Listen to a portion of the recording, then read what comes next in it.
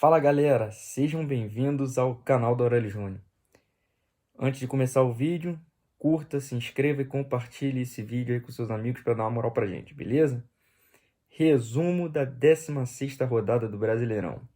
Começando pelos jogos da quarta-feira, Palmeiras e Coritiba. 3-1 pro Coritiba e fora o baile. Nem parecia que o Coritiba estava jogando fora de casa no Allianz Parque. Tudo bem que sem torcida, mas ainda assim a diferença entre os dois times são é gritante em termos técnicos. E o Coritiba botou o Palmeiras na roda. Esse jogo causou a demissão do técnico Vanderlei Luxemburgo do Palmeiras. Com relação ao trabalho do Luxemburgo no Palmeiras, eu acho que o Luxa há um bom tempo não vem fazendo bons trabalhos. Ano passado no Vasco foi um trabalho razoável, tá? O time do Vasco não era tão horroroso quanto se dizia, né? Só ver esse ano aí que tá bem pior e tá em uma classificação ainda melhor do que ano passado, né? E antes disso ele estava 2 anos parado, não foi bem no esporte, não foi bem nos outros trabalhos anteriores. O último trabalho bom dele, que até se parecia muito com esse agora aqui no Palmeiras, foi no Flamengo em 2011, quando tinha Ronaldinho, Thiago Neves, Renato Abreu, David, né? Um time muito bom e que ficou invicto por 7 meses naquele ano, mas acabou não sendo campeão só do campeonato estadual, ganhou o campeonato invicto, mas no Campeonato Brasileiro se classificou para Libertadores em quarto, quase ficou de fora. E assim, muito empate, se manteve invicto por um bom tempo no Brasileiro, foi perder a invencibilidade lá quase no final do primeiro turno contra o Atlético Goianiense. E hoje no Palmeiras foi a mesma coisa, ficou 13 jogos invicto, e aí quando perdeu o primeiro, desandou, perdeu o rumo. Eu acho que o Palmeiras, não só o Palmeiras, mas todo o futebol brasileiro, deve buscar treinadores novos ou de fora, por não dar mais para a gente ficar aturando o futebol brasileiro do jeito que está, com um nível bem baixo tecnicamente, e os mesmos treinadores só fazendo ciranda, mas no final são sempre os mesmos treinadores contratados. Então, assim, se o Palmeiras quer realmente alcançar o patamar do Flamengo e do Galo, precisa pensar fora da caixa. É lógico que se vou fazer aqui uma defesa ao Luxemburgo, o elenco do Palmeiras não é mais o segundo melhor elenco do Brasil. Eu ainda vou fazer um vídeo sobre isso.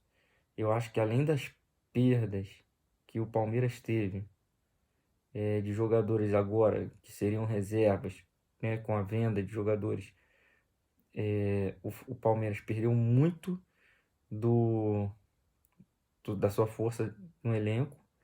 E ainda com as convocações e tudo mais, o Palmeiras mostrou que realmente o elenco não é tão forte quanto falávamos. E ainda tem um outro fator, tem muito jogador que é considerado top de linha no Palmeiras e que, para mim, é um jogador bom e que fez 1 ou 2 temporadas no máximo em alto nível no Brasil e que foi alçado a grande jogador no Brasil. Para mim, o grande exemplo disso que a gente está falando são os dois meios lá, o Lucas Lima e o Scarpa. O Lucas Lima é um cara muito habilidoso, mas, por exemplo, ele apresentou muito menos do que o Ganso e ele tem muito mais moral do que o Ganso no futebol brasileiro. O Scarpa fez um ano bom no Fluminense, quando o Fluminense tinha um time que tinha só uma única jogada, que era a bola parada, que o Scarpa é bom, e cruzamentos pro Henrique Dourado. Foi só esse ano aí que o Scarpa não foi bem no Palmeiras em nenhuma das temporadas. Começou até bem, mas sempre um cara muito irregular. Então, assim, não acredito que o Palmeiras tem esse elenco todo que todo mundo fala. tem inclusive jogadores que é subestimado no Palmeiras, em qualquer lugar que vai, e que para mim é um dos melhores jogadores, que é o caso do William Bigode, né? Então, assim, eu acho que o Palmeiras nunca foi assim essa coisa toda, principalmente depois que você vê o time que o Flamengo montou, né? O elenco, você vê que a diferença é brutal, e continuam dizendo que o Palmeiras tem o segundo melhor elenco, e eu discordo veementemente. E é isso. O Coritiba saiu da zona, Palmeiras se afasta do G4, G6, né? E vamos ver quem é que vem aí para ser o treinador do Palmeiras. Outro jogo também na quarta-feira, Grêmio e Botafogo. Mais uma vitória do Grêmio. O Grêmio que vem, né, voltando a apresentar um bom futebol, principalmente no segundo tempo, mesmo com um a menos, fez um jogo muito bom contra o Botafogo. Eu achei que o Botafogo, dentro das suas limitações, também fez um bom jogo. Nada assim especial, né? Mas o Grêmio é um time que dentro de casa é muito forte, né? E mais um golaço na rodada. O gol do PP, o terceiro gol, uma tabelinha. O time foi entrando, parecia de videogame, que nem diz o Vilani, né? Um belíssimo gol. E o Grêmio tá aí, vamos ver se recupera aí no campeonato, porque aquilo, o Grêmio precisa ir para Libertadores. Essa é a grande meta do Renato, é continuar levando o Grêmio para Libertadores se ele não ganhar a competição esse ano, por exemplo. Certo? Santos e Atlético Goianiense.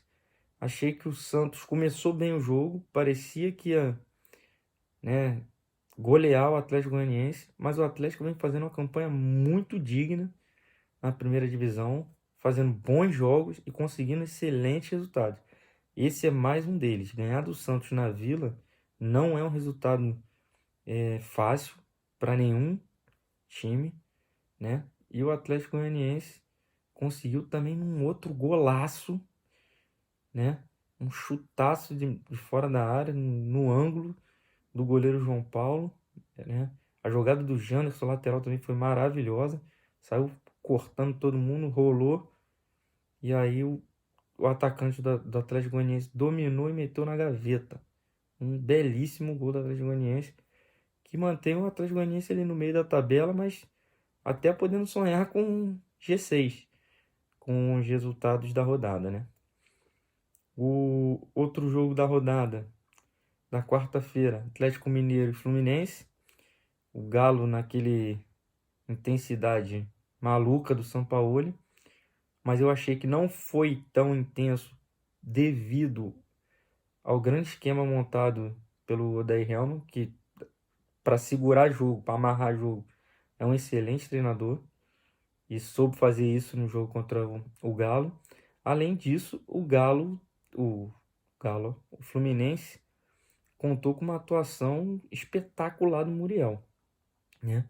Parecia até que ele era o Alisson. Quer dizer, ele parece com o Alisson, né? Mas eu tô falando na parte, porque eles são irmãos. Mas eu tô falando na parte de técnica mesmo. Fez uma partida assim fenomenal, né?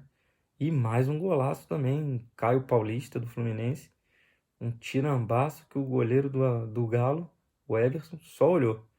Porque não tinha o que fazer mesmo. A bola foi um chute perfeito do Caio Paulista. Tá certo? O Galo deu chance para o Flamengo e para o Internacional encostarem. O Flamengo não aproveitou e o Inter chegou, né? Mesmo com um jogo a mais, o Inter e o Flamengo estão lá empatados com o Galo, no mesmo número de pontos.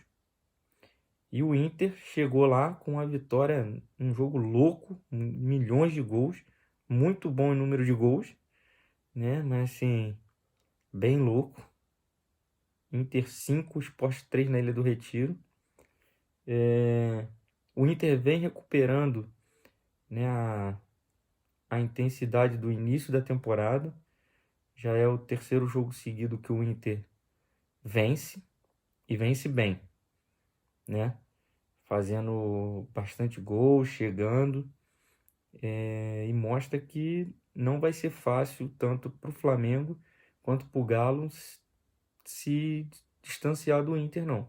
O Inter é um forte candidato ao título também. E para finalizar, os dois últimos jogos, um na quarta ainda, Atlético Paranaense e Corinthians, vitória do Corinthians. Mais assim, importante para o Corinthians foi a vitória. Não fez um bom jogo, né? Lógico, foi melhor do que os outros, dos últimos que vinham tendo. Mas o melhor jogador em campo do Corinthians foi o Walter. Fez uma partida muito boa. E o Corinthians venceu no último lance da partida, num azar, ali numa rebatida, numa disputa de bola entre o Thiago Heleno e o atacante do Corinthians. A bola sobrou pro Everaldo. Ele meteu até as canetas do goleiro. E o Corinthians pôde sair vitorioso, né? Destaque aí do Corinthians é que saiu da zona de rebaixamento, né? Com o resultado, colocou o Atlético lá. E, assim, mais importante para um time como o Corinthians é a vitória nesse momento. Por estar na zona, pela crise política que passa, crise financeira. Então, mais importante do que jogar bem é conseguir a vitória. Para poder ter um pouco de paz para um Mancini que chegou agora, novo treinador, ter tempo para implantar suas ideias. Até porque ele vem fazendo um bom trabalho no Atlético Goianiense. Vamos ver se ele consegue repetir isso no Corinthians, né? E o último jogo da rodada, Flamengo e Red Bull. Tem um vídeo aqui no canal só falando do jogo, foi o jogo que eu assisti. Mas o Flamengo perdeu a chance de assumir a liderança, mas com todo a maratona de jogos que o Flamengo vem enfrentando, o tropeço é até uma coisa normal. O Flamengo vai fazer num intervalo de 12 dias, 5 jogos.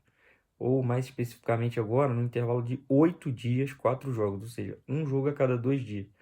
É um absurdo, né? Então, assim, enquanto o Flamengo jogou sábado, terça e hoje, o Bragantino jogou domingo e hoje. Então, teve 4 dias de folga entre um jogo e outro. E descansou, né? Pôde treinar, que além do descanso, pôde treinar. O Flamengo só descansou, porque treinar mesmo não teve tempo. Então, é ruim pro time que não assumiu a liderança, mas pelo menos encostou, tá no mesmo número de pontos do líder, e mesmo com um jogo a mais, e tem ainda o confronto direto, né? Então, nada está perdido pro Flamengo. Pro Red Bull, o alento de ter jogado de igual para igual ali com um dos melhores times do campeonato, né? Continua na zona, mas tem um, um alento aí para continuar suas aspirações de ficar na primeira divisão pro ano que vem. Tá certo? E é isso aí, galera. Espero que vocês tenham gostado do vídeo. Curtam, compartilhem, se inscrevam aí e divulga para os amigos de vocês, beleza? Não esqueça de deixar seu comentário aí falando aí o que você achou da rodada. Tamo junto? Valeu, abraço!